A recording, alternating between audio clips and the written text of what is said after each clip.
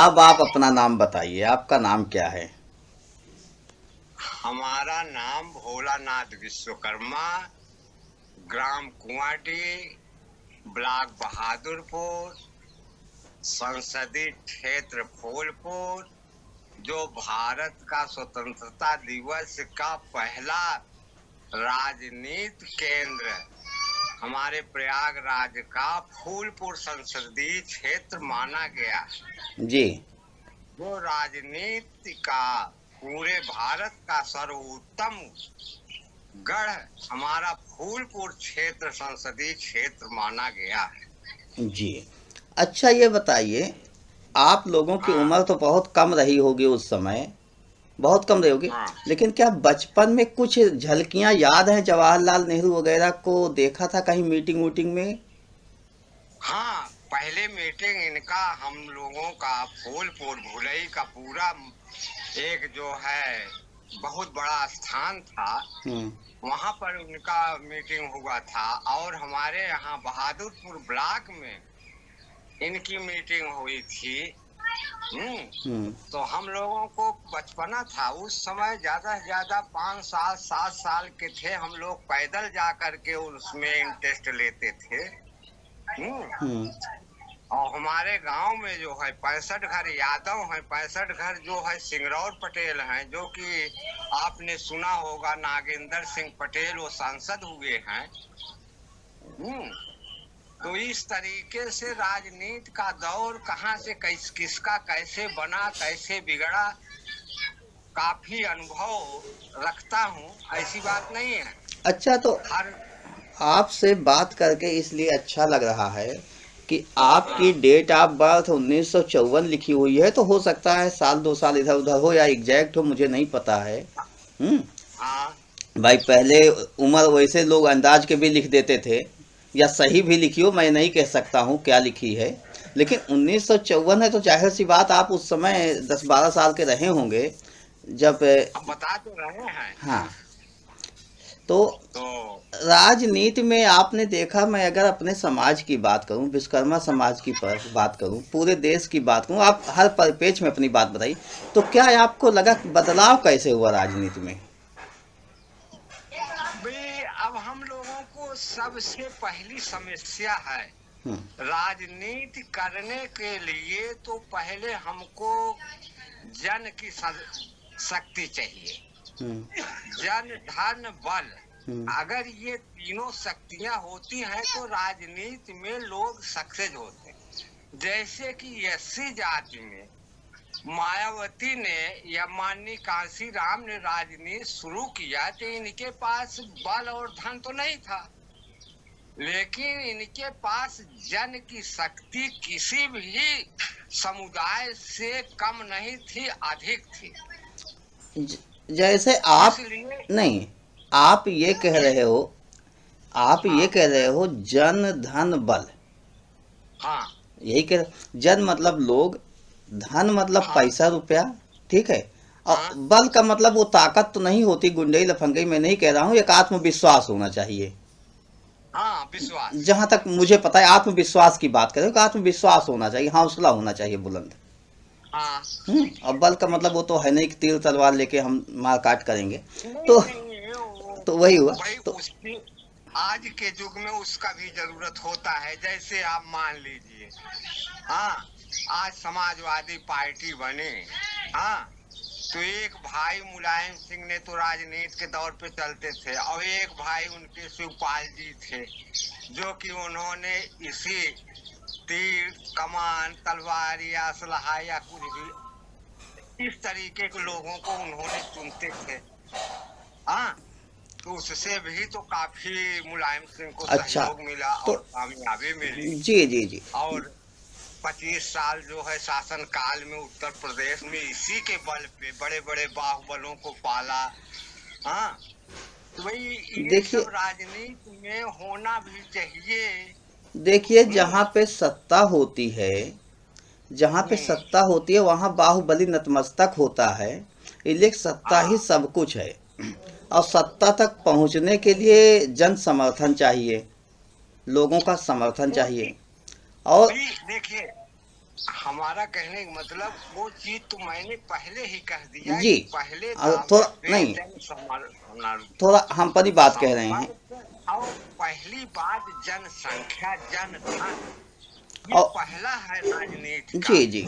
और ये चीज हमारे जाति प्रणाली में पूरे भारत में बहुत कम है, लेकिन हम किसी का सहयोग ले करके तो भाई हर पार्टी सहयोग में जनसंपर्क बना करके अपनी मजबूती कायम किया। अच्छा, थोड़ा इसी पे हम रोकेंगे, आपके और विचार लेंगे। हाँ जैसे मुझे तो ये पता है कि बाहुबली कोई भी हो, अगर जन हाँ समर्थन मेरे साथ है तो बाहुबली को हाँ पैदल भी रौंदा जा सकता है, लोकतंत्र है, वोट के बल पे। भाई लेकिन वो लेकिन जन समर्थन वहां तो लेकिन जब हम नहीं, जब हम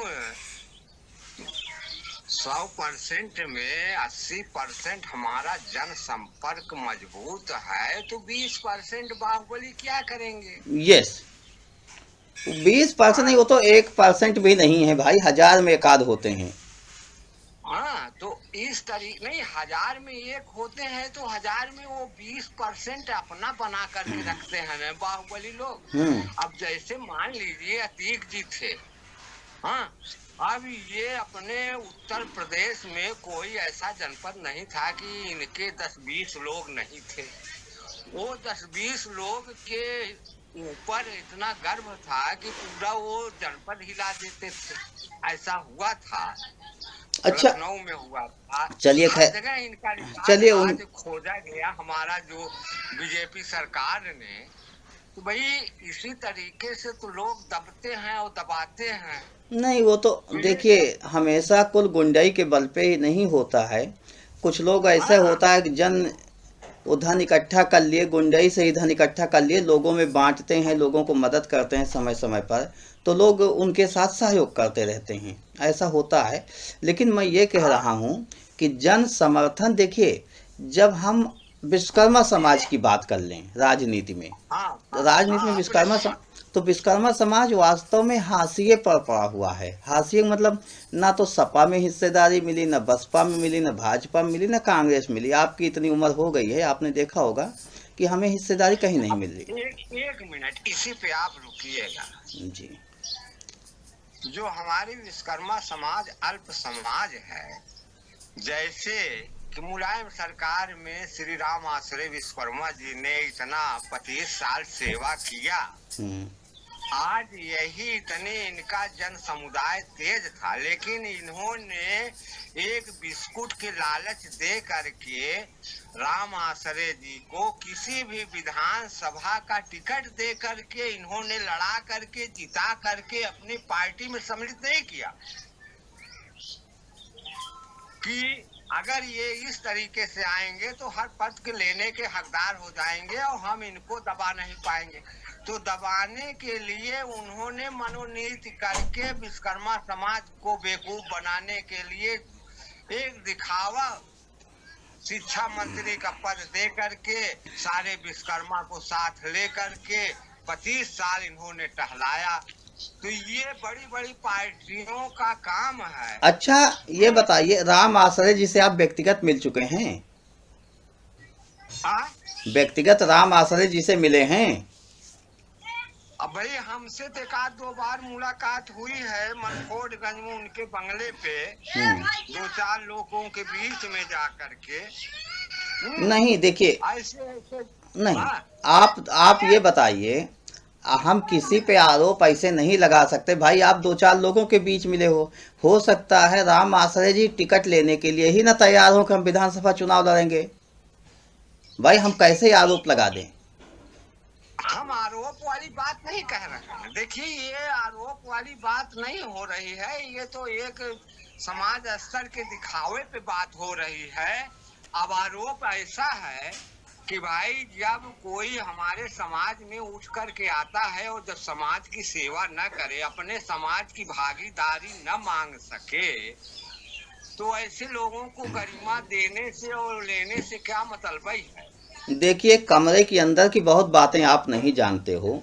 तो उस सब पे हम लोग हाँ डिस्कस नहीं करेंगे, इसलिए कि आप उनके हाँ क्लोज होते तो बात करने में थोड़ा मज़ा आता, आप उनके क्लोज नहीं हो तो किसी, हाँ। हाँ, तो हम आपके माध्यम से सपा पर आरोप लगाएं या राम आश्रय जी पर आरोप लगाएं, उचित नहीं। कोई अब आरोप वाली बात नहीं हो रही है, तो आरोप एक अलग चीज है। नहीं, हमारे समाज स्तर में आज जो समाज में ये भ्रांतियां हैं, लोगों के पास सोचने है, बातें होती हैं कि भाई देखिए इतना मेहनत किया गया समाजवादी के पार्टी में, समाजवादी पार्टी के लोगों में जैसे हमारे विश्वकर्मा लोग हैं, जहाँ पे 10 घर 20 घर 25 घर हैं, वो अपने भ्रांति पे वहाँ पे मान के चलिए ओबीसी में 40 घर यादव हैं।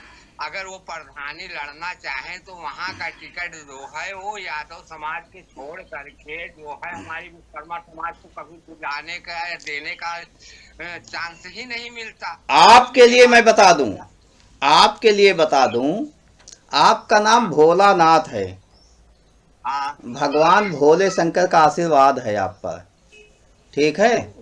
और भोले, हाँ हाँ, उनको तो मैं कुछ नहीं कह सकता, लेकिन थोड़ा एक बात और बताऊंगा कि भगवान हाँ भोले शंकर अकेले होते हैं जन कल्याण के लिए, ठीक है। और हाँ जब कोई नहीं मदद कर पाता तो वो करते हैं। हाँ तो इसी तरीके से विश्वकर्मा वंशी आप कह रहे हो संख्या में कम है, मैं कहता हाँ हूं संख्या में कम नहीं है। क्यों नहीं कम हाँ है कि अगर 1-2% लोहार मान लूं, लगभग 3% यूपी में बढ़ई हैं, शिल्पकार 2.5-3% हैं, सुनार हैं लगभग 2%, ठठेरा आपका 1.5% के आसपास हैं, जो आकलन है मोटा मोटा, तो ये 10% के हाँ ऊपर हैं। यादव की संख्या 9%। इसका मतलब हमें जन जागरूकता अभियान की जरूरत है, हमें अपने लोगों को जगाने की जरूरत है। यादव 9% ही हैं। हम अपने लोगों को कब जगा पाएंगे, जब हमें जन सहयोग कब मिलेगा, जब धन सहयोग हो। धन का मतलब बहुत धन नहीं चाहिए, उतना धन चाहिए कि मैं आपके घर आऊं तो आपके घर से दूसरे घर तक पहुंच सकूं, तीसरे घर तक पहुंच सकूं। तो छोटा छोटा सहयोग मिलके हम लोग आगे बढ़ सकते हैं। और भोलेनाथ इसलिए मैंने कहा कि गांव में एक घर अगर हमारा विश्वकर्मा तो है ही है, किसी भी गांव में देख लो, किसी गांव से विश्वकर्मा वंश, तो कोई भी गांव आपका विश्वकर्मा वंशियों से रिक्त नहीं है। हम हमेशा परमार्थ का काम करते हैं, सहयोग का काम करते हैं, अपने लिए धन अर्जन का बहुत ज़्यादा ध्यान नहीं देते कि हमारे पास धन हो जाए। हम हमेशा लोगों की मदद करना चाहते हैं, इसको आपने बहुत अच्छी तरीके से देखा होगा। आपने ये हमेशा ध्यान दिया होगा कि हम लोग पैसे की जिद नहीं करते हैं, लोगों का कल्याण हो, काम कर देते हैं, किसी के पास पैसा नहीं तब भी काम कर देते हैं। तो ये जो नेक दिली हम लोगों में विद्यमान है, हम लोगों के दिलों में विद्यमान है, हमारे वंशजों के दिलों में विद्यमान है, वो भगवान विश्वकर्मा के आशीर्वाद से है। हर गांव में एक घर है, इसका मतलब हुआ कि एक घर है तो उसके 40-50 व्यवहारिक भी होंगे, दोस्त भी होंगे, चाहे मिस्त्री के नाते हों, चाहे गांव के लंबरदार के नाते हो, चाहे गांव की प्रधानी के नाते हो। मतलब गांव में किसी न किसी कारण से, किसी न किसी वजह से इनके साथ 40-50 घरों का संपर्क होता है। वो किस जाति में होगा, किस समुदाय में होगा, ये नहीं कहा जा सकता, लेकिन जन समर्थन होता है। अकेला घर होता है लेकिन जन समर्थन उस गांव में होता है, उस इलाके में होता है। तो हम कमज़ोर कैसे हुए? हम कमज़ोर नहीं हैं। और ये दायित्व तो हम ही लोगों का है कि लोगों को इकट्ठा करें, एक साथ करें, सही विषय को समझाएं और सही विषय को समझाकर लोगों के साथ संख्या बल को लेते हुए इस लोकतांत्रिक व्यवस्था में सभी के न्याय के लिए हम लोग संघर्ष करें, सभी को न्याय दिलवाएं। जी, कंटिन्यू कीजिए। तो आपके घर से दूसरे घर तक पहुंच सकूं, तीसरे घर तक पहुंच सकूं, तो छोटा छोटा सहयोग मिलके हम लोग आगे बढ़ सकते हैं। और भोलेनाथ इसलिए मैंने कहा कि गांव में एक घर अगर हमारा विश्वकर्मा तो है ही है, किसी भी गांव में देख लो, किसी गांव से विश्वकर्मा वंशियों से रिक्त नहीं है कोई भी गांव। तो कोई भी गांव, भाई संदेश तो हमारा यही है कि जो हमारे विश्वकर्मा समाज में 5 वंशावलियां हैं, भिन्न भिन्न अपने आप को अलग अलग हैं, पहला काम तो इनको जो है एकत्रित किया जाए।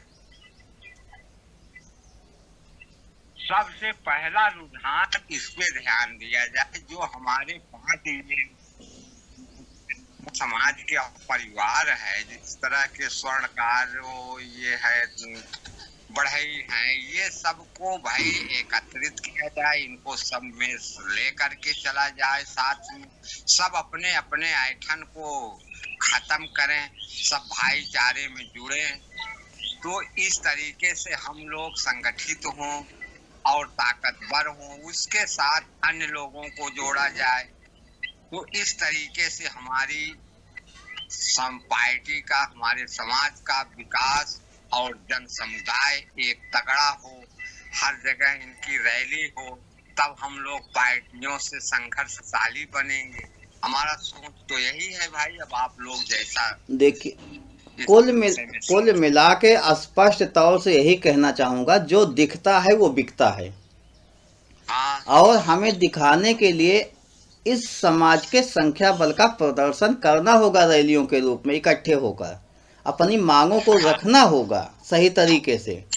अभी तो हम लोग, दरअसल आपका समाज क्या है, आपका या मेरा समाज क्या है, कि वो शाम तक भगवान विश्वकर्मा के आशीर्वाद से इतना उपलब्ध कर लेता है कि खाने की दिक्कत नहीं होती है। तो आवश्यकता आविष्कार की जननी होती है, इसे आवश्यकता तो है नहीं, इसलिए कि शाम तक पैसा तो मिल ही जाता है, कुछ काम करते हैं तो, कुछ काम करते हैं शाम तक में, तो इसे आवश्यकता बहुत नहीं होती। लेकिन अधिकार इसलिए नहीं मिलता कि लोग जब उत्पीड़न की कार्यवाही करते हैं, अनर्गल काम करते हैं, हमारे समाज का अहित होता है कभी कभी, तो हम लोग वहाँ पर असहाय होते हैं, तब लगता है मुझे अधिकार चाहिए। नहीं तो हम लोग आम लोगों की तरह आम जनता बनकर खुश हैं, कोई दिक्कत नहीं है, खाने कमाने की चिंता नहीं होती हम लोगों को बहुत। भाई हम लोगों को खाने कमाने के शुरू से आज तक कोई दिक्कत हुई ही नहीं है। और इसी खाने कमाने वाला जो कि थोड़े में बसर करने के हिसाब से ऐसे ऐसे समय आया था कि जो आज धनी लोग हुए हैं उसको हम लोग त्याग दिए, सोचा ही नहीं जी। जो हमारी भी आज धन की कमजोरी है इसको हम लोग त्याग दिए। जैसे पहले के हम लोगों को वंशज थे, गांव में एक ही घर रहता था, तो वो खाने के लिए इतना पर्याप्त था कि 10 लोगों को कमा करके ही खिलाता था, उसको जमीन जोतने की जरूरत ही नहीं पड़ती थी। बिना जमीन जोते गांव के 10 लोगों को खिलाता था, देता भी था। और आज वो जो है जमीन के बिना भूमिहीन बना पड़ा चला आया। मिला वही भोलेनाथ वाली जो कथा है कि भोलेनाथ ने कहा जो है तो सबको देता हूँ, लेता ही कोई नहीं। उसी तरीके से हम लोगों को की जमीन मिलती थी, वंशावली बताती है कि हम लोग लिए ही नहीं जी। और आज वो कमजोरी हम लोगों को इतनी बड़ी बना दिया कि कितने बिरादरी अच्छे किसी किसी गांव में ऐसे हैं कि बिल्कुल भूमिहीन पड़े हुए हैं, घर बनाने भर की उनकी व्यवस्था नहीं बन पाई। हाँ, बहुत लोग हैं। हाँ, बहुत लोग हैं। तो वही आसरा, वही आशीष। चलिए हम दिन भर कमा लेते हैं, परिवार का भरण पोषण हो जाता है, उससे क्या लेना देना है किसी से। आप राजनैतिक रूप से हमें सहयोग देने के लिए आए हैं, समर्थन देने के लिए आए हैं, आपको बहुत बहुत धन्यवाद। इस उम्र में आप लोगों का आशीर्वाद मिलेगा तो निश्चित ही हम लोग भविष्य के लिए एक ऐसी आधारभूत नींव तैयार करके जाएंगे। हो सकता है बिल्डिंग में कभी हम लोगों को रहने का, जो बिल्डिंग हम लोग बना रहे हैं उसमें हमें भी रहने का मौका मिल जाए, और नहीं भी मिलेगा तो बिल्डिंग निश्चित ऐसी बना देंगे कि बच्चे खुशहाली पूर्वक रहेंगे। तो ऐसी राजनीतिक पृष्ठभूमि हम लोग बना जरूर देंगे। भैया हमारी सोच यही है कि जन धन तन से आने वाली पीढ़ी के लिए साकार किया जाए, उनको मजबूत किया जाए, उनको शिक्षा का सबसे पहली प्राथमिकता छोड़ करके हम उनको शिक्षा दें। माँ तो अपना स्तर जा करके बच्चे को पाल लेती है, लेकिन पिता जो है शिक्षा को नहीं पिला पाता। सबसे पहली जाति प्रणाली में सबसे पहली कमी ये है कि शिक्षा को हमारे समाज के लोग जो है शिक्षा नहीं पिला पाते। देखिए, लोगों का कहना ठीक है, आप जो कह रहे हैं, हमें एक बुजुर्ग जी मिले थे और उनका नाम इस समय याद नहीं है, काफ़ी सीनियर थे। उन्होंने मुझे कानपुर की एक मीटिंग में कहा था, ऐसे जैसे आप बोल रहे हैं वैसे उन्होंने बोला था कि एक चीज़ मान लो कि आधी रोटी खाएंगे, बच्चों को पढ़ाएंगे। इस सिद्धांत पे काम कीजिए। लेकिन यहाँ समस्या ये है कि जब हमारे पास आधी रोटी भी नहीं है तो हम बच्चे को कैसे पढ़ाएं? समस्या इसलिए मैं कह रहा हूँ, मेरी बात समझिए कि हाई स्कूल इंटर बीए कर लेना पढ़ाई नहीं होती आज के समय में, जब तक हम टेक्निकल एजुकेशन की तरफ न जाएं। हमारा बच्चा बीटेक न कर पाए, एमबीबीएस न कर पाए, एमबीए न कर पाए, ठीक है, एमसीए न कर पाए, तो हम जब तक उधर नहीं जाएंगे तब तक एक अच्छे तरीके से सेट बच्चा नहीं हो सकता। और इनके लिए अगर मैं आईआईटी वगैरह की बात करूं, तो आप अपने बच्चे को पढ़ाना चाहते हो, आईआईटी आपका बच्चा बहुत होनहार है, बहुत होनहार है, बहुत काबिल है, मैं मानता हूँ, लेकिन स्कूल की पढ़ाई से आईआईटी में उसका एंट्रेंस में नाम ही नहीं आ सकता जब तक वो कोचिंग न करे। कोचिंग के लिए 2-2.5 लाख रुपया फीस है। अब आप आधी रोटी तो खा रहे हो, लेकिन 2-2.5 लाख रुपया कम भी नहीं होता है। नाम बच्चे का आ गया तो 10-5 लाख रुपया एडमिशन का, वहाँ रहने का खर्च होगा। एमबीबीएस में आ गया तो 1 करोड़ रुपया लगना है, 50 लाख रुपया तो सरकारी स्कूल में लगना है। तो अब आप आधी रोटी कहाँ से खाओगे? आपका घर 50 लाख का नहीं है तो आप आधी रोटी कहाँ से खाओगे? समस्या यहाँ पे आ रही है कि शिक्षा को पैसे से तोला जाने लगा है। शिक्षा ज्ञानवान को नहीं मिल रही है, योग्य व्यक्ति को नहीं मिल रही है, शिक्षा पैसे वालों को मिल रही है। मैं स्वयं एजुकेशन प्रोफेशन से हूँ, ऐसे ऐसे बच्चों को पढ़ाया हूँ जो केवल पैसे के बल पर पढ़ रहे हैं, दिमाग नहीं होता, लेकिन पैसे के बल पे पढ़ते हुए किताबियाँ रट डालते हैं और रट के उनका नाम आ जाता है। और ऐसे ऐसे योग्य लोगों को देखा हूँ जिन्हें कि मतलब दिमाग बहुत अच्छा होता है, बहुत शार्प होता है, लेकिन पीछे की मजबूरियां होती हैं, घर की स्थितियां होती हैं, सामाजिक स्थितियां होती हैं कि उन्हें अपनी ओर हमेशा खींचे रहती हैं, दिमाग में उनके घर की प्रॉब्लम चलती रहती है, तो बच्चे नहीं उभर पाते इससे। तो ये सब बहुत स्थिति है। इसके लिए जाहिर सी बात एक ही विकल्प है, एक विकल्प, वो विकल्प यही है कि हमें शिक्षा, ठीक है, जैसे मिल रही शिक्षा मिलनी चाहिए, हम लोग ये बात कहते रहें, लेकिन जब तक हम राजनीति में नहीं पहुंचेंगे, शिक्षा को बेहतर नहीं करेंगे, तब तक हमारा ही नहीं, किसी भी समाज के बच्चों का, गरीब बच्चों का कल्याण नहीं होगा। हमें सबके कल्याण की बात करना है। हम विश्वकर्मा वंशीय लोग हैं, सभी के कल्याण की बात करते हैं, सभी वर्गों के कल्याण की बात करते हैं। तो सभी के उन लोगों के कल्याण की बात क्यों ना हो जो गरीबी में पल रहे हैं। अमीरों के शौक तो बहुत होते हैं, तो गरीबों के लिए भी हमें कुछ करना होगा। विश्वकर्मा वंशियों का ही दायित्व होता है। जब विश्वकर्म ये कर सकते हैं, सृष्टि की संरचना कर सकते हैं, हर स्थिति हर काल में लोगों के विकास के लिए मार्ग प्रशस्त कर सकते हैं, तो आज इन परिस्थितियों में क्यों नहीं, क्यों गरीब का बच्चा एजुकेशन से दूर हो जाए। हमारा आपका बच्चा बहुत होनहार है, बहुत समझ रखता है, बेहद समझ रखता है, लेकिन हमारे पास पैसा नहीं तो बेटा मेरा डॉक्टर नहीं बन सकता। अब ये कहाँ लिखा भी है गरीब का बेटा डॉक्टर ना बने, लेकिन आपका कानून, आपकी व्यवस्था ने ऐसा बना दिया कि गरीब हो तो आपका बेटा एमबीबीएस कर ही नहीं सकता। गवर्नमेंट कहती है हम लोन दे देंगे, लेकिन लोन किसको मिलता है ये भी आप शायद जानते होंगे अगर प्रयास कभी किया हो तो ये स्थितियां हैं। इसको सुधार के लिए, ठीक है, आपने हमसे संपर्क किया कि राजनीतिक रूप से आप आगे बढ़ो, हम आपका समर्थन करते हैं, और आपने अपने अनुभव भी शेयर किए, मतलब उस काल के जवाहरलाल नेहरू के, बाद में भी और आपके पास अनुभव होंगे तो कभी और फिर आपसे बात करेंगे। अभी आप हमारे साथ जुड़ रहे हो, हमें आशीर्वाद दे रहे हो, अच्छा लगा, धन्यवाद आपको। हाँ, हमारा हमेशा का आशीर्वाद आपके साथ रहे जी। जैसा है